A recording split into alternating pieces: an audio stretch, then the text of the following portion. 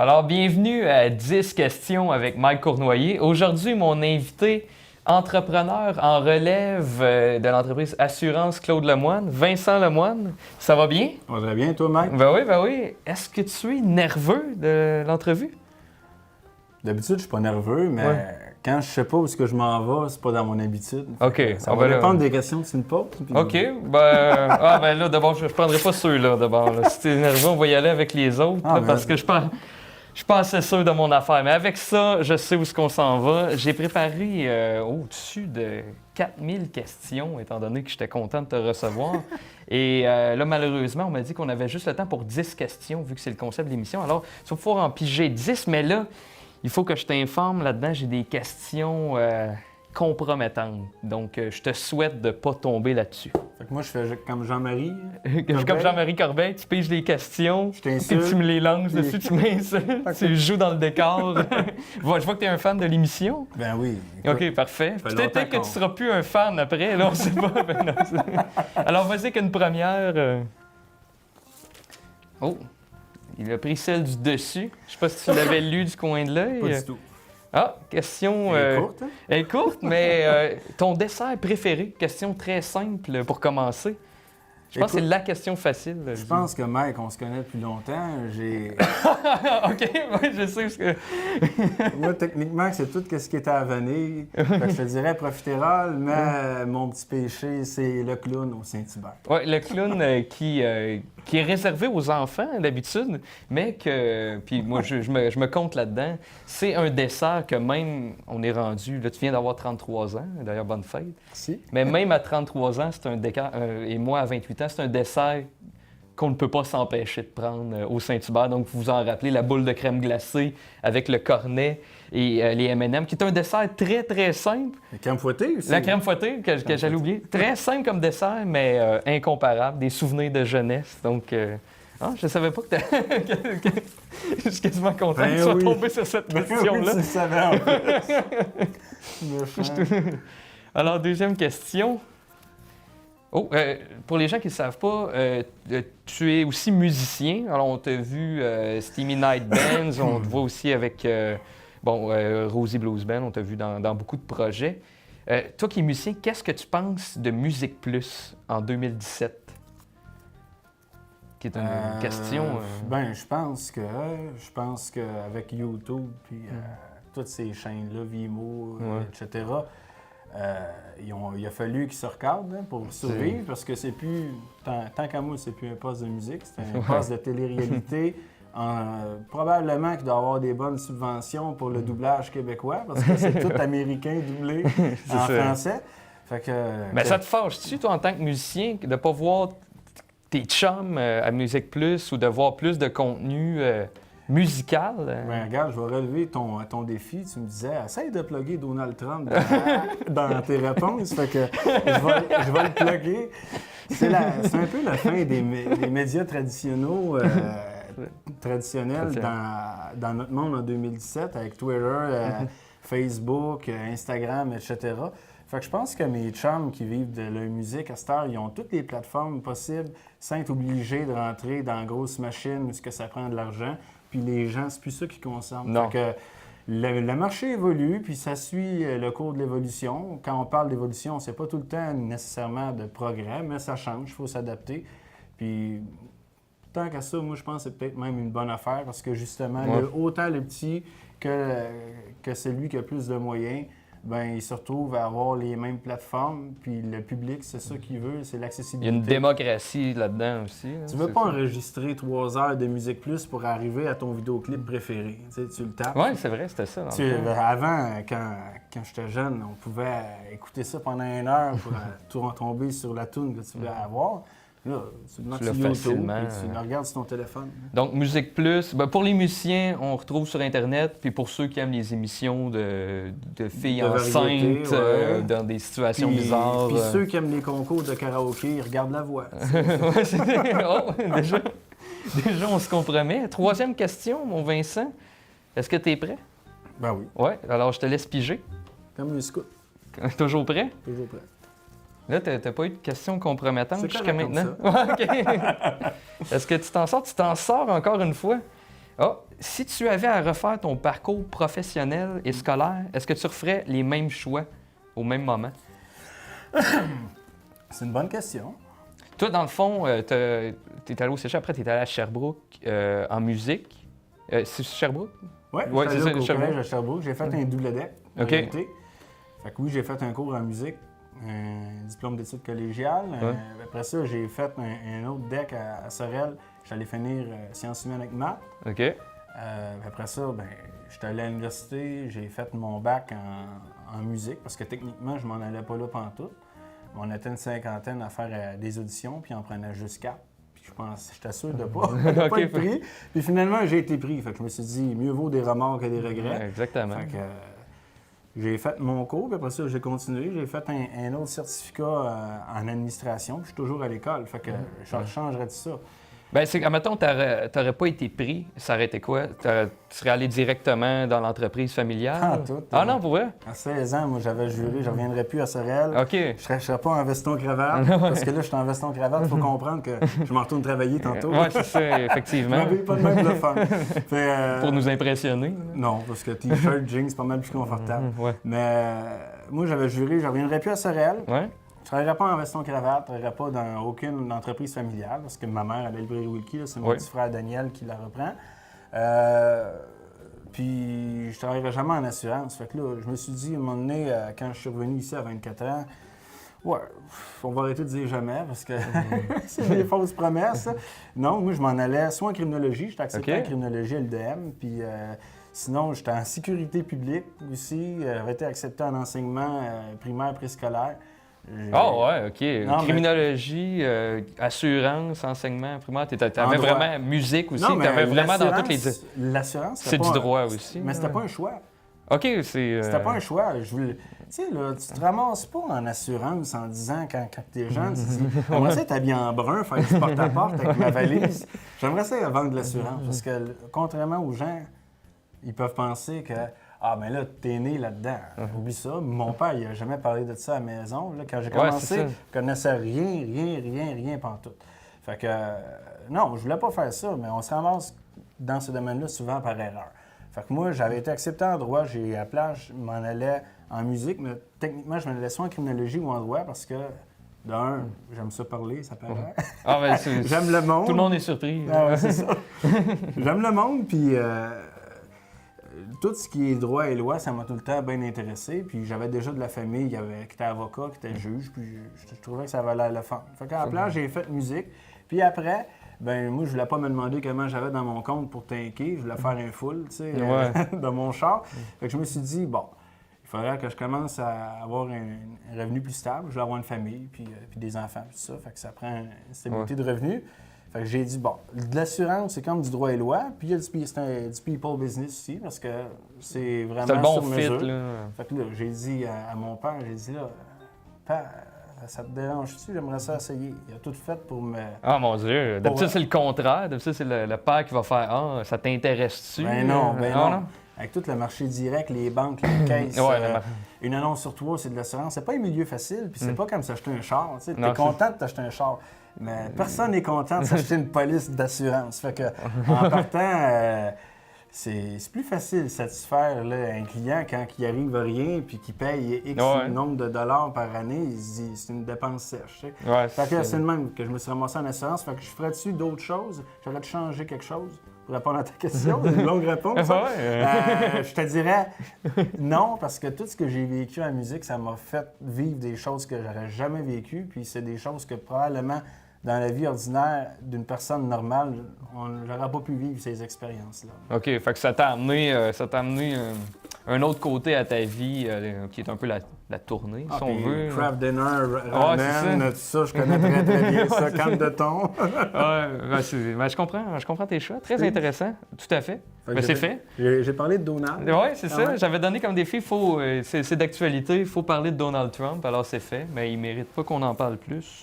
Alors, une émission que l'on doit écouter absolument à la télé cette année, ou sur Netflix, je sais que...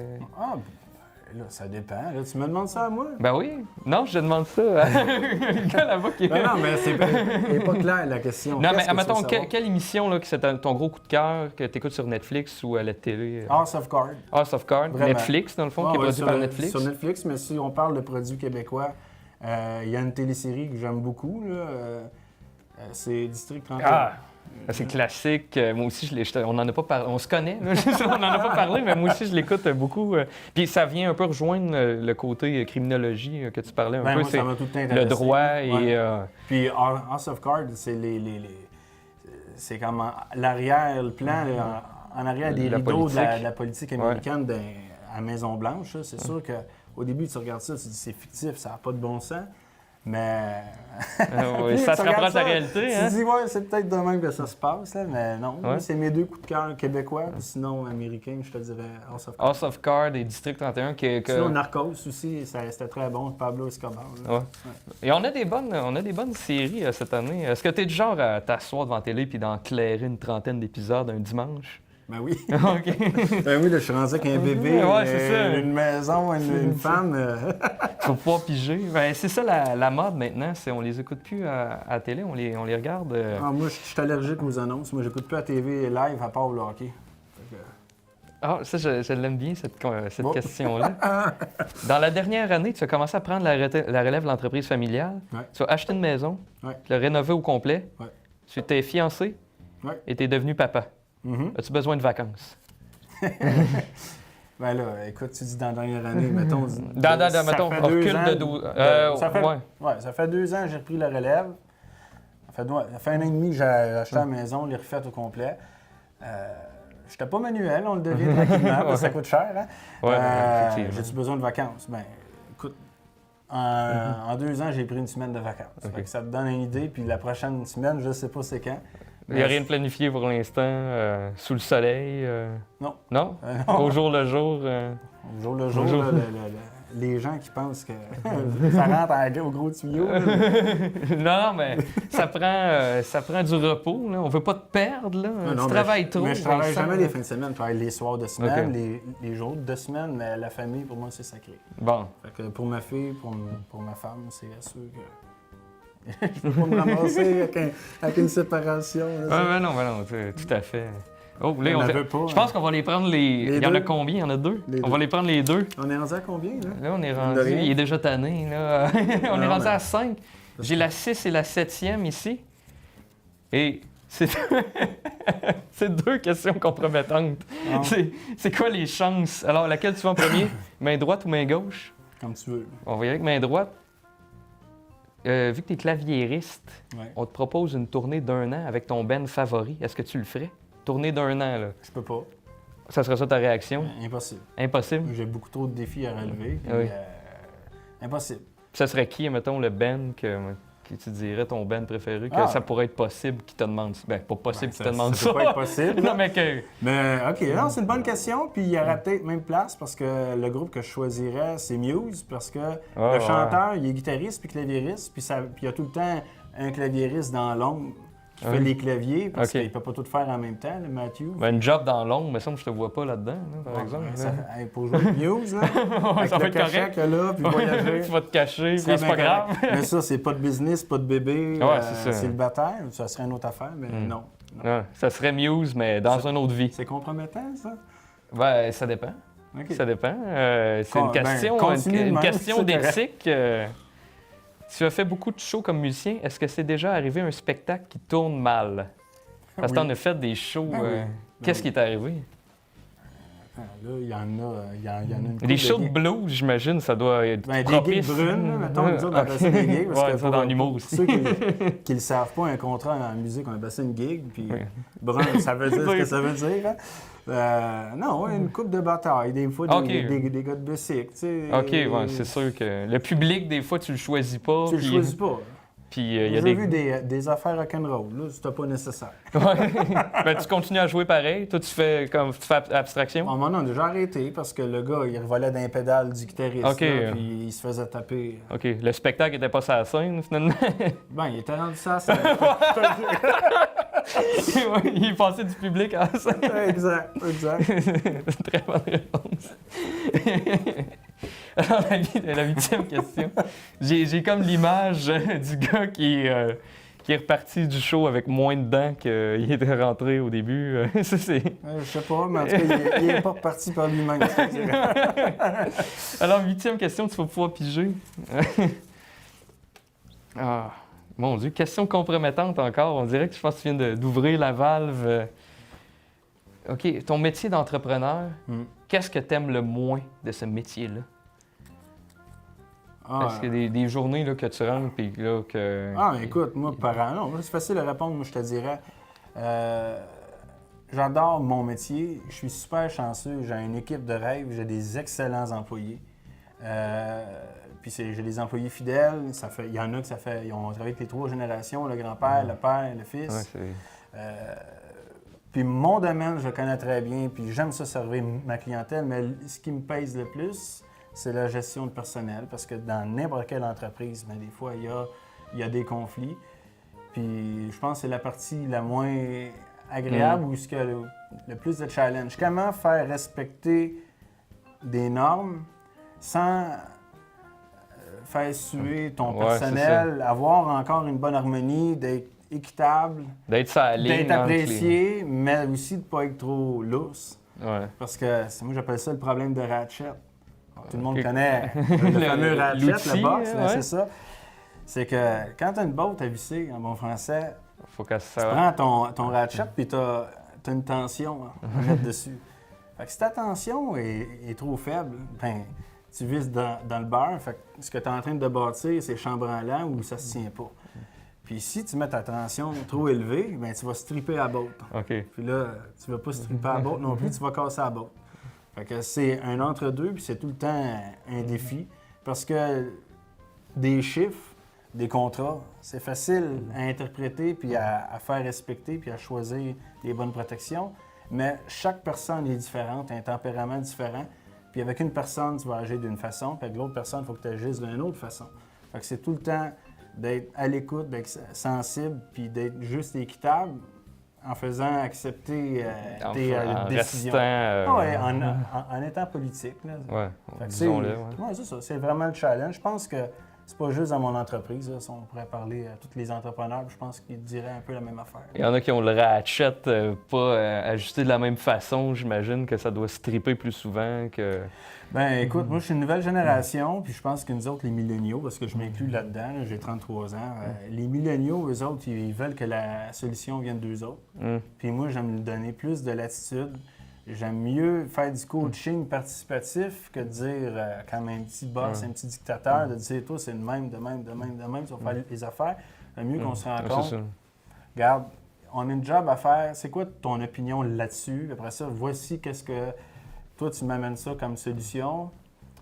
Je suis d'accord avec toi. Si je suis d'accord avec toi, vas-y à ta manière. Si je partage une partie, bien, on va négocier, mais j'aime bien l'implication parce qu'à un moment donné, dans notre génération, on sait que la fidélité de faire toute sa vie dans la même entreprise, c'est plus rare. C'est ça. Fait que moi, je veux que tous mes employés soient des ambassadeurs de mon entreprise, puis pour le devenir, bien, il faut qu'ils se sentent impliqués. Puis moi, j'ai beaucoup de reconnaissance envers mes employés, puis c'est important qu'ils soient bien. Ce qui est la nouvelle génération d'entrepreneurs aussi, qui est d'impliquer les employés dans le processus. Moi, je suis très le modèle Google là, qu'on appelle. Là. Les chiffres, les ventes, la structure de travail, mes employés sont tous au courant. Excellent, ça. Très bonne réponse. Et on a appris qu'avec le Ratchet, que ça prenait un DEP en mécanique pour être entrepreneur en assurance. De quoi? Tu veux pas que je fasse de la mécanique? Même mon changement d'huile, il n'y a aucune chance que je le fasse. Une célébrité que tu aimerais rencontrer? Bon, est-ce que ça serait tombe dans la psychologie pop à Saint-Saëns. Oui. Mais moi, c'est ça que j'assure ici, c'est que les questions de contenu, on les enlève du chapeau là, ici. Fait qu'une célébrité... C'est ceux-là que tu avais déchiré. C'est ça, ils sont ici. C'est une bonne question. Ça serait-tu plus un entrepreneur ou ce serait un musicien ou quelqu'un qui est carrément en dehors de ces domaines-là? C'est une sapristi de bonne question. J'essaie de trouver de quoi d'intelligent, puis... je t'en demande pas tant. J'y arriverai peut-être pas, mais rapidement...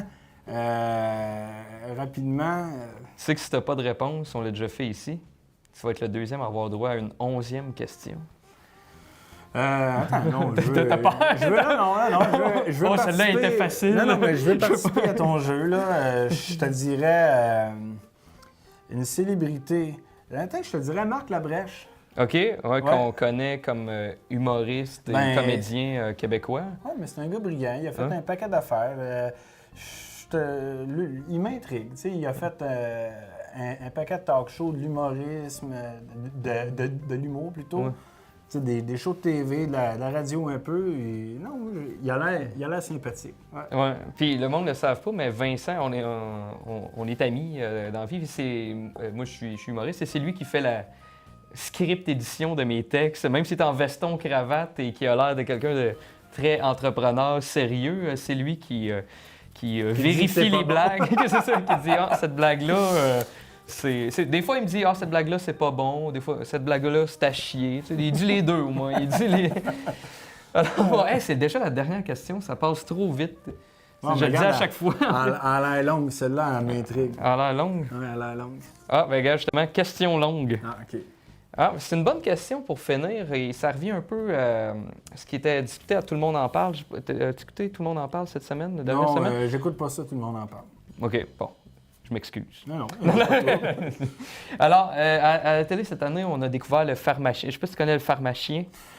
Ça me dit quelque chose, il sort des idées vraiment out of the box. Puis là, il vient de dire le contraire de nos croyances ou qu'est-ce que d'autres études ont prouvé. Là. Ouais, c'est... Quelque chose comme ça. Fait que pharmacien, c'est ça, qui est un jeune qui démystifie le domaine de la, il est sérieux? De la santé. Oui, c'est un vrai pharmacien. Okay. Non, mais c'est vraiment sérieux. Il est vraiment... Je connais pas, là. C'est contre-vérifié et tout. Fait que lui, il fait ça de façon humoristique, il démystifie le domaine de la santé. Il y a Pierre-Yves McSween, que je sais pas si tu le connais. Paul Arcand. Oui, c'est ça, qui est un jeune qui démystifie le domaine de l'économie, mais de façon humoristique. Si toi, on t'offre... Les deux ont un show de télé, au fond. Si toi, on t'offrait un show de télé pour démystifier le domaine des assurances de façon humoristique, est-ce que tu le ferais? Ben oui, puis je serais même capable de dire comment je le ferais en plus. Ah ouais? Moi, si je retournais là, faire une maîtrise, là, avoir le temps, là, j'aimerais ça faire réaliser aux gens qui vont chercher un billet de 6,49 puis un gratteux ici puis là, c'est quoi le pourcentage de chance de gagner à la loterie, d'après toi? Je pense que c'est 1 sur 14 millions, je pense, le chiffre, l'automax. Bon. C'est quoi le nombre de chances, c'est quoi la probabilité que tu réclames à tes assurances une fois dans ta vie, que ce soit pour ton auto, ta maison? Ça doit être 4 chances sur 5 à peu près, je sais pas. 80. Comme faut. J'ai pas les statistiques, mais moi, je sais que j'ai des statistiques de bureau, là, qu'on paye des pertes. Puis, je vais te dire, c'est au nombre de frais des assureurs, là, en moyenne, ils payent, là, je te fais une moyenne des assureurs, là, ils payent à peu près 92 cents dans piastres, 94 cents dans piastres. Ça veut dire que 94 personnes sur 100, pas 94 personnes, mais en termes de dollars. En dollars, c'est 94 ce que les gens vont cotiser puis ce que les assureurs vont payer, bien, il y a des assureurs qui font des pertes, même si les gens ne veulent pas le croire. Il y a des assureurs qui font des pertes et des assureurs qui réussissent à faire des gains. Mais on a pas mal plus de chances de réclamer dans une assurance. Puis le but, c'est pas de faire de l'argent, là, mais tu as pas mal plus de chances d'être indemnisé par un assureur que de gagner à l'auto ou de gagner à Paul aux œufs d'or. Fait que, tu sais, des fois, les gens vont couper des protections pour 20$, mais ils vont dépenser pour 90$ en loterie. En loterie. Fait que moi, je respecte ça, on a le droit de rêver, mais ça ferait Parce que je sais que McSween, lui, il fait shiner l'assurance. Je sais pas si tu as lu son livre, là. Oui. Ben, à l'École nationale de l'humour, on était en même temps, à l'École nationale de l'humour. Le soir, il étudiait pour écrire son livre, justement. OK. Parce que si vous lisez le livre, bien, c'est sûr que lui, regarde, tu vois, c'est un des rares qui croit en l'assurance puis qui voit ça d'un bon œil. C'est ça. Fait que ce qu'il faut apprendre de ça, c'est au lieu d'acheter un billet de loterie pour rien gagner, assurez-vous de protéger vos acquis. C'est ça qu'on comprend. Ben oui. C'est la conclusion. C'est la conclusion. Ouais, c'est quasiment la conclusion. stagé. Ouais, c'est ça. Alors, notre télésouffleur ici, alors d'être bien protégé, parfait. Alors, on a fini. Hey, ben, merci Vincent, c'était me fait vraiment plaisir. intéressant. Puis, on a pu voir un peu le domaine de l'assurance d'un autre œil. Merci. C'est brun, mais. C'est brun, mais. c'est comme les impôts puis la mort. un mot à dire. Ceux qui disent que le domaine des assurances, c'est plate, qu'est-ce que tu leur dis, eux autres? Là? Ben moi, j'ai du fun à tous les jours. Bon, regardez, c'est bien la preuve qu'on peut avoir du plaisir, même dans un domaine où on est habillé en brun. Alors voilà. Merci d'avoir été à l'écoute. www.epix.tv/Mike pour voir mes capsules. On va avoir une capsule bientôt spéciale Saint-Valentin avec un gars que tu connais justement, le cuisinier Steve Blett. On va faire une recette live, oui, avec les 10 questions spéciales cuisine. Donc, on va avoir beaucoup de plaisir. Donc, suivez. En studio? Pour moi, ça va être dans une vraie cuisine parce qu'il m'a envoyé la recette et c'est quelque chose. Puis je vais mettre la main à la pâte. Parce que là, Philippe, il va falloir qu'il se promène. Là. Ouais, c'est Parce ça. que là, Philippe, il m'a mis un trépied ici parce qu'il trouvait que je bougeais trop. Ouais, c'est ça. Fait que là, je me sens un peu coincé, mais D'après là, moi, il va bouger, là, lui. Ben là, on est à New York en plus. Fait que là, d'après moi, on va revenir à Sorel dans une cuisine sorelloise pour l'occasion. Donc, suivez ça dans les prochaines semaines. Et là-dessus, bonne fin de journée, bonne fin de semaine.